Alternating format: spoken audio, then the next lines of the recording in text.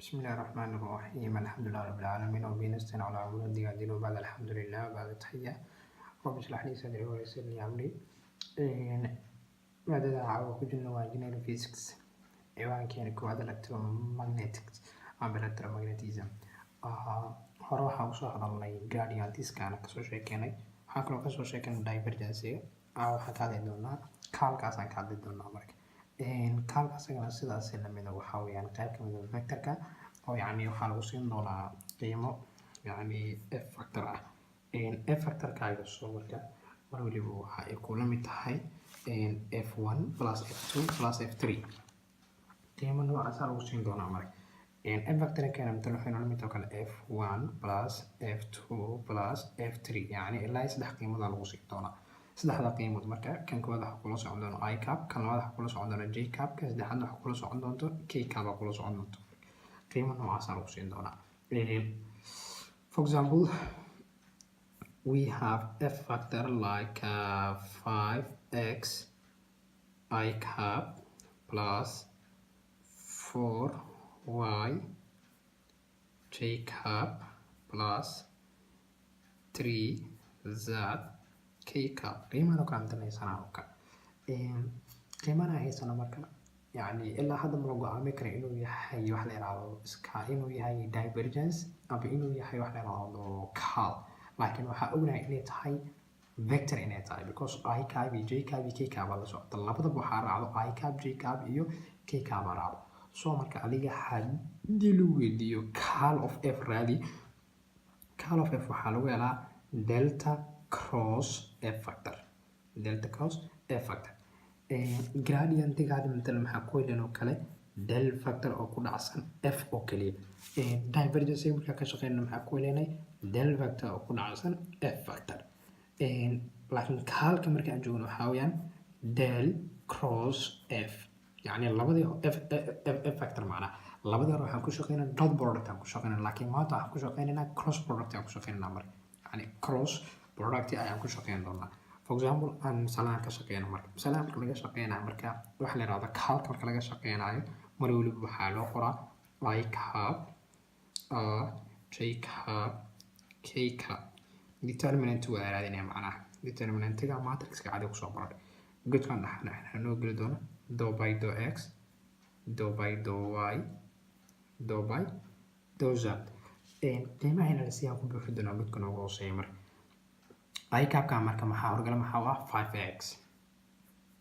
okay j cap horgalihiisa maxaa ah 4y 4y godka labaad ugu soo qor marka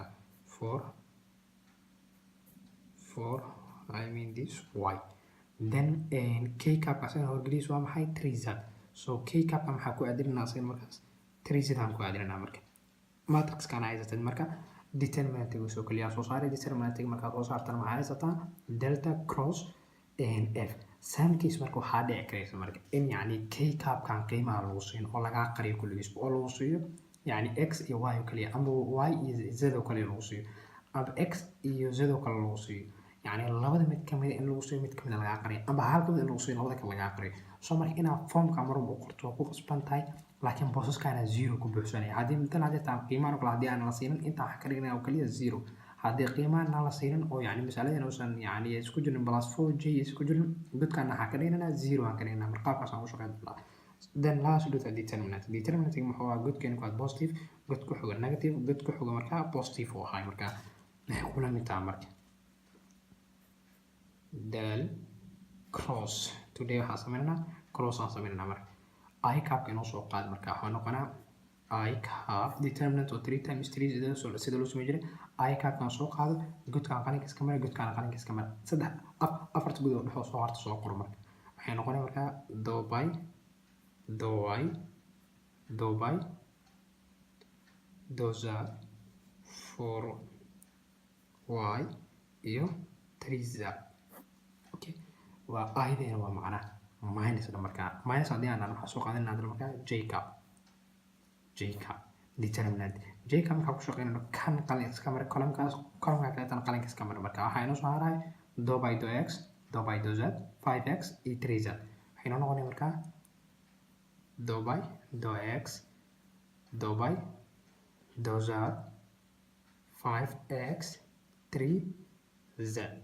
inoogu xidhay iyadana marka qaybta ugu dambeysa marka plus noogu soo qaad marka plus k cap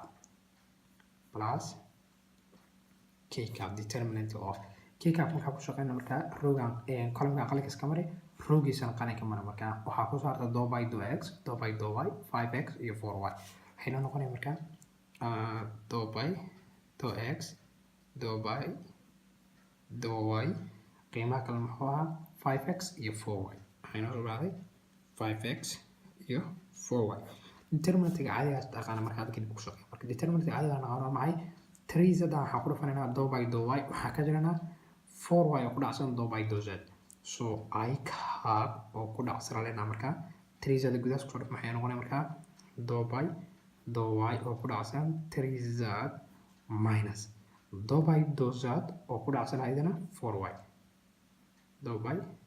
do z oo ku dhacsan 4y intaan waa qiimii ay ku dhici lahayd waa macnaha minus j cap oo ku dhacsan iyadana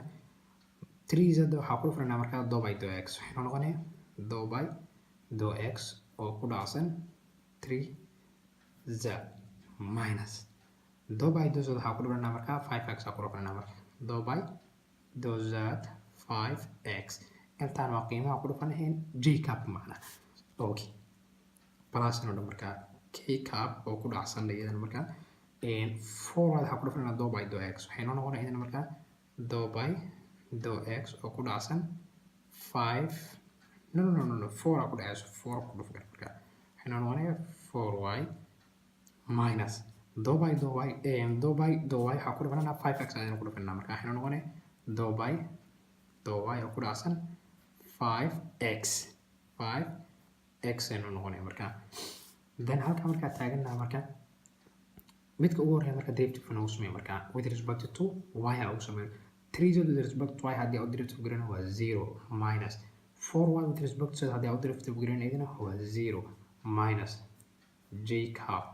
oo ku dhacsan marka 3z haddii aad with respect to x aad derivative garanaydana waa maxay waa 0